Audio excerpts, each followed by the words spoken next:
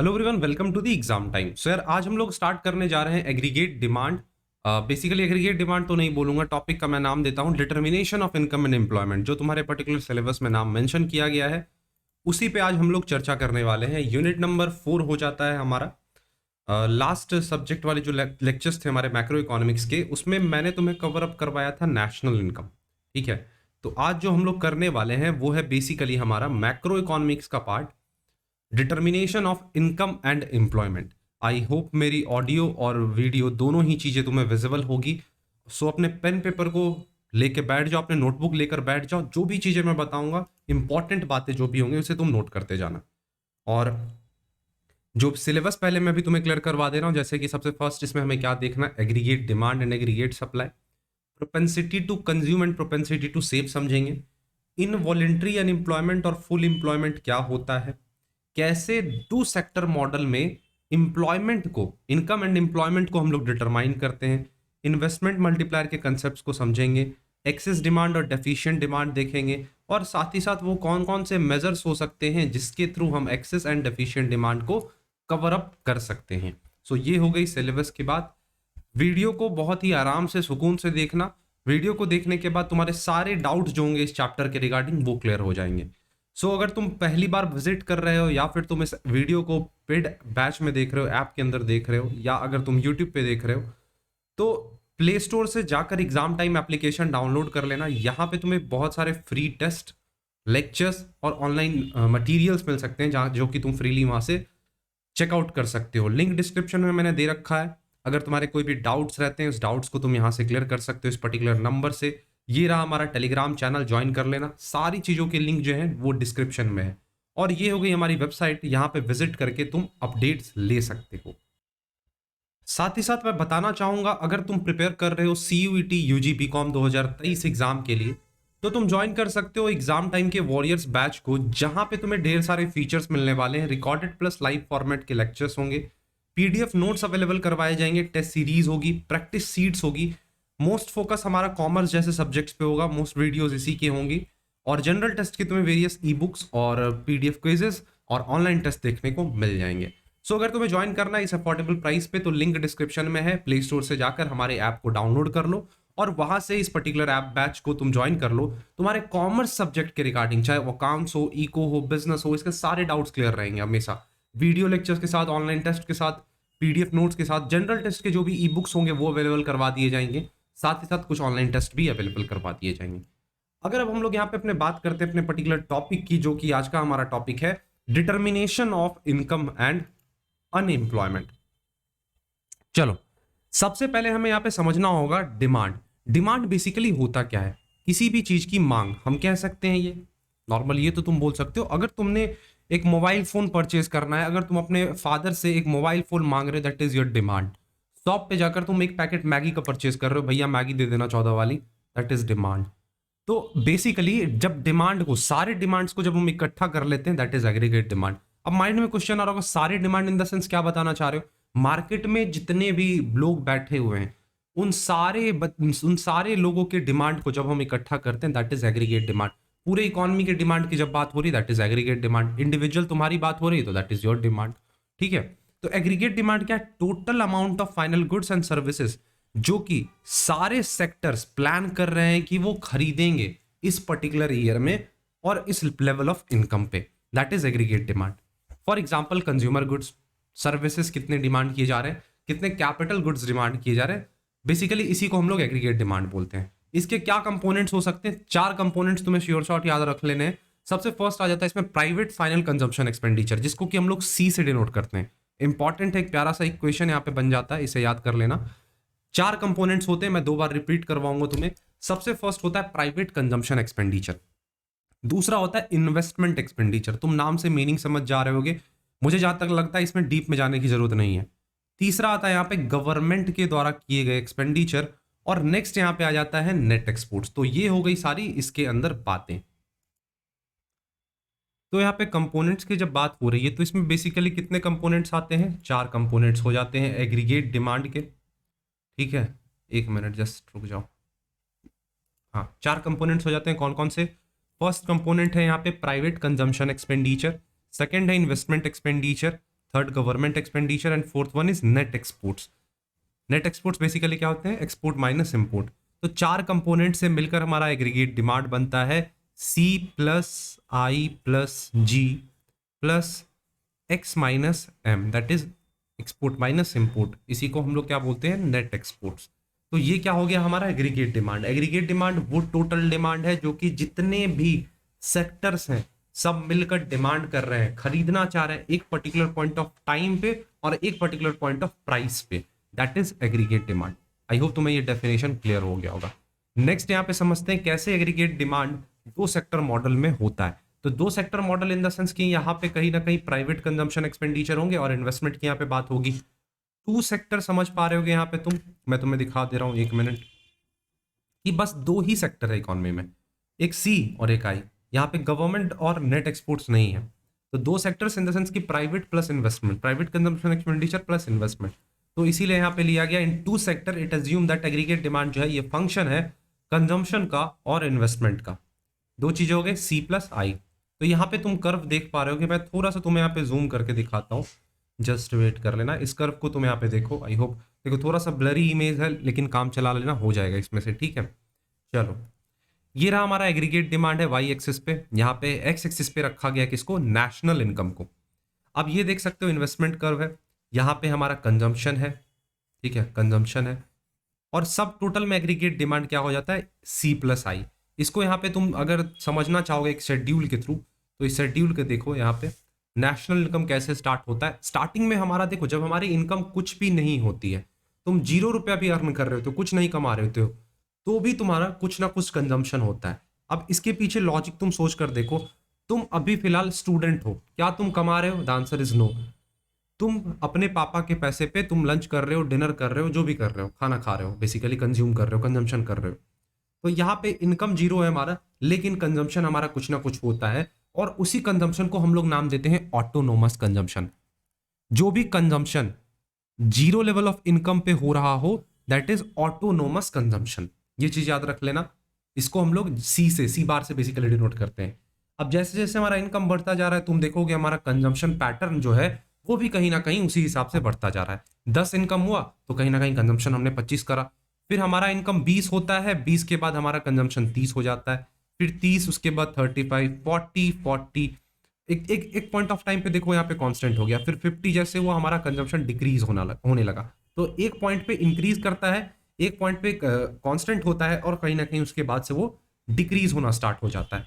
और अगर मैं बात करूं ऑटोनोमस इन्वेस्टमेंट की, तो इन्वेस्टमेंट हर एक लेवल पे क्या है, कांस्टेंट है, तुम यहां देख पा रहे होगे।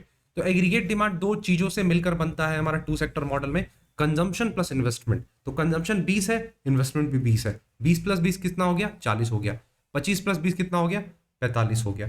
तो ये चीज तुम्हें कहीं ना कहीं यहाँ पे समझना होगा। क्लियर है? तो भाई बढ़ते हैं अपने अब नेक्स्ट स्लाइड की तरफ। नेक्स्ट स्लाइड यहाँ पे हमें क्या बताता है, बेसिकली कुछ इंपॉर्टेंट बातें या कह लो इंपॉर्टेंट कंसेप्ट एग्रीगेट डिमांड के रिगार्डिंग। तो अगर यहाँ पे क्लियरली तुम देखो इस स्लाइड को, यहाँ पे मैंने टोटल 6 पॉइंट्स लिख रखे हैं। एक एक पॉइंट को सबसे पहले समझते हैं, ठीक है। एग्रीगेट डिमांड क्या है, ये फंक्शन है किसका, कंजम्पशन और इन्वेस्टमेंट का। ये बातें हमने पहले समझ ली, सी प्लस आई बेसिकली।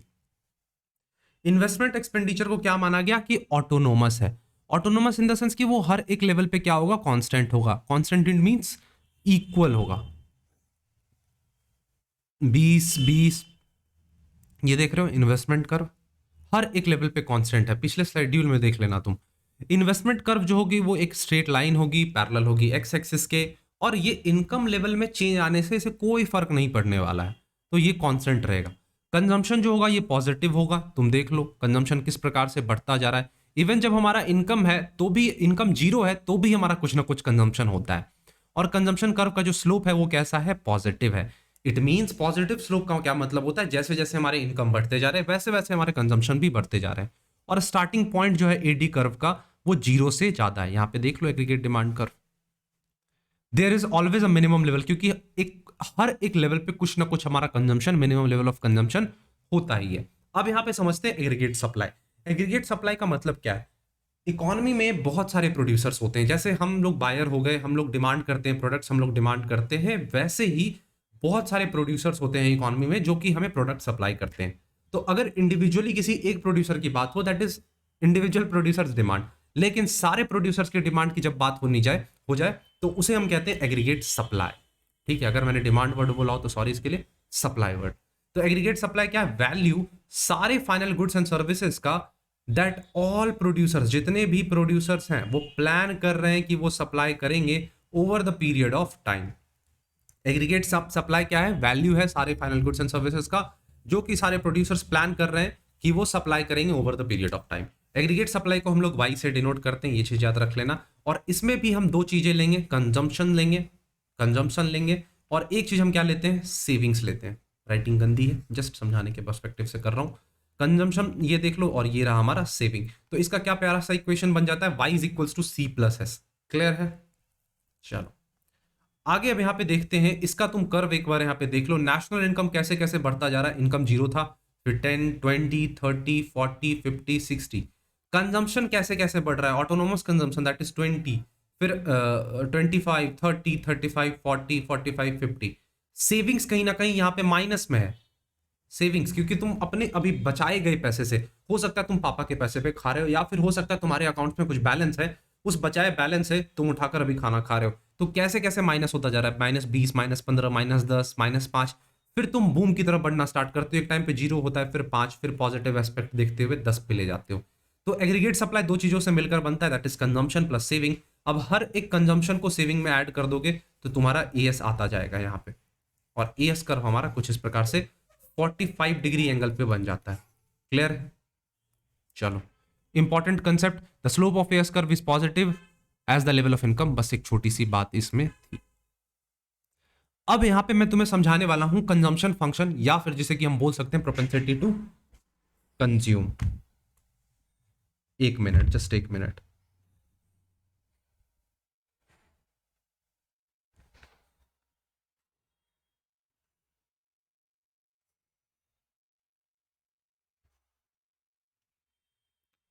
चलो कंजम्पशन फंक्शन है क्या? कंजम्पशन फंक्शन या फिर प्रोपेंसिटी टू कंज्यूम, ये एक फंक्शनल रिलेशनशिप है, एक रिश्ता है कंजम्पशन और इनकम के बीच का। मतलब यहां पे हम लोग बात करेंगे कि कैसे हमारा इनकम हमारे कंजम्पशन के पैटर्न को इफेक्ट करता है। क्या जब इनकम बढ़ता है तो हमारा कंजम्पशन बढ़ेगा, या फिर क्या इनकम बढ़ रहा है तो कंजम्पशन घटेगा। जस्ट बेसिकली इन्हीं दो के बीच के रिलेशनशिप की यहाँ पे बात हमें समझनी है। यहाँ पे तुम देख पा रहे होगे इनकम हमारा है 0 लेकिन कंजम्पशन 100 है। इनकम हुआ 100 तो हम लोग ने करा कंजम्पशन 170। उसी पैटर्न पे तुम यहाँ पे समझते जाओगे। यहाँ पे हमें एक चीज समझना है, एपीसी समझेंगे, एमपीसी समझेंगे, एवरेज प्रोपेंसिटी टू कंज्यूम और मार्जिनल प्रोपेंसिटी टू कंज्यूम। यहाँ पे डेल्टा सी देख रहे हो, डेल्टा वाई देख रहे हो, इट मीन्स चेंज कितना आ रहा है कंजम्पशन में, इनकम में कितना चेंज आ रहा है। तो सबसे पहले यहाँ पे समझते एपीसी, बेसिकली एवरेज की यहाँ पे हम लोग बात करेंगे। तो तुम यहाँ पे देख पा रहे होगे कंजम्पशन हमारा बढ़ता जा रहा है। अगर एपीसी निकाले, एपीसी का फुल फॉर्म फॉर्मूला क्या होता है? कंजम्पशन अपॉन में इनकम। क्या होगा? कंजम्पशन अपॉन में इनकम। तो इस पॉइंट पे तो कुछ नहीं होगा, लेकिन इस पॉइंट ऑफ टाइम पे अगर तुम देखो तो हमारा कंजम्पशन कितना हो रहा है, बेसिकली सबसे पहले हमें ये जानना होगा। तुम्हारा कंजम्पशन हो रहा है 100, इनकम कितना है इस पर्टिकुलर, सॉरी 170 है ना, तो इसे मैं एक बार इरेज कर ले रहा हूं। यहां पे देखना हमारा कंजम्पशन कितना है, 170 है, और हमारा इनकम कितना है, 100। तो जब इसको तुम सॉल्व करते हो तो तुम्हारे पास आता है 1.7। तो ये देखो एपीसी निकल गया। फिर उसी प्रकार से तुम इस पर्टिकुलर लेवल पे निकाल लोगे एपीसी, फिर इस पे, फिर इस पे, फिर इस पे। अब यहां पे चेंज कितने का आ रहा है, किसमें बात कर रहे हो? कंजम्पशन में। प्रीवियस कंजम्पशन में कितना चेंज आ रहा है? तो पहले हम 100 कंज्यूम कर रहे थे, अब 70 कर रहे हैं, फिर 170 करने लगे, फिर 240 हो गया। तो दोनों के बीच डिफरेंस जो है वो इक्वल लेवल पे बढ़ता जा रहा है। वैसे ही हमारा इनकम भी इक्वल लेवल पे बढ़ता जा रहा है। क्लियर है? और जब हम एमपीसी निकालेंगे, MPC basically marginal, it means additional unit लेने से कितना का चेंज आया, तो 0.77 निकाल लोगे। कैसे निकल जाएगा? डेल्टा सी अपॉन में डेल्टा वाई, मतलब चेंज इन कंजम्पशन अपॉन में चेंज इन इनकम। इनकम में चेंज आने से हमारे कंजम्पशन में कितना चेंज आया, दैट इज एमपीसी। तो आई होप एपीसी और एमपीसी के बीच का रिलेशन तुम यहां पे समझ पाए होगे। अब यहां पे एक इंपॉर्टेंट पॉइंट, कुछ बातें रखी गई है, जैसे the slope of consumption curve जो है वो कैसा होता है, पॉजिटिव होता है। क्यों? क्योंकि जैसे जैसे हमारे लेवल ऑफ इनकम बढ़ते हैं हमारा कंजम्पशन भी बढ़ता जाता है। स्टार्टिंग पॉइंट जो कंजम्पशन का वो 0 से, वही सेम पॉइंट जो बातें वहां की गई थी उसी को यहाँ पे दोहराया गया है।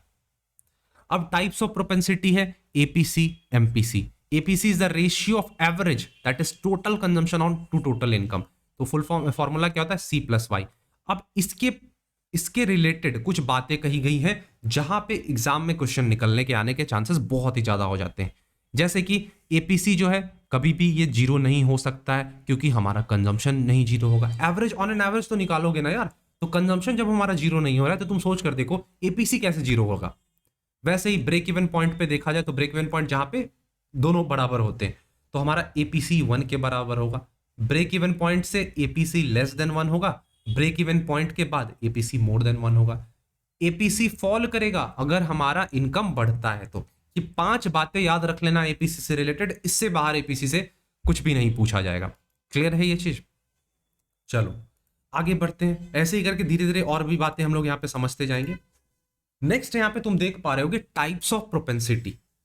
MPC basically, APC previous slide में हमने देख लिया, अब हम एमपीसी देख लेते हैं। मींस एडिशनल इनकम में चेंज आने से हमारा कंजम्पशन कितना चेंज आया, मतलब इनकम में चेंज आने से हमारा कंजम्पशन कितना चेंज हुआ, that is MPC, marginal propensity. तो एमपीसी की वैल्यू कभी भी 1 से ज्यादा नहीं हो सकती है, मोस्ट इंपॉर्टेंट। दूसरा चीज, एमपीसी का वैल्यू 1 होगा जब हमारा इंटायर एडिशनल इनकम कंजम्पशन पे खर्च कर दिया जाएगा। नेक्स्ट है वैल्यू ऑफ एमपीसी कैसी होगी, 0 होगी जब हम इंटायर एडिशनल इनकम को सेव कर ले रहे होंगे। और एमपीसी का वैल्यू लाई करता है 0 से लेकर 1 के बीच में। चल, तो कंजम्पशन इक्वेशन कुछ बनता है, एग्जाम में आ जाएगा तुम्हारे कि कंजम्पशन इक्वेशन है, होता क्या है बेसिकली समझना जरा। सी को हम लोग बोलते हैं level of consumption, basically consumption बोल लो। अब इसके ऊपर एक बार आ जाए ऑटोनोमस, कि तुम्हारा इनकम 0 है लेकिन तुम कुछ ना कुछ कंज्यूम कर रहे हो, दैट इज ऑटोनोमस। बी क्या होता है, बी हम लोग डिनोट करते हैं एमपीसी को, ये चीज याद रखना, be here stands for MPC. और वाई का मतलब होता है कि लेवल तुम्हारे इनकम का कितना है, लेवल ऑफ इनकम बेसिकली।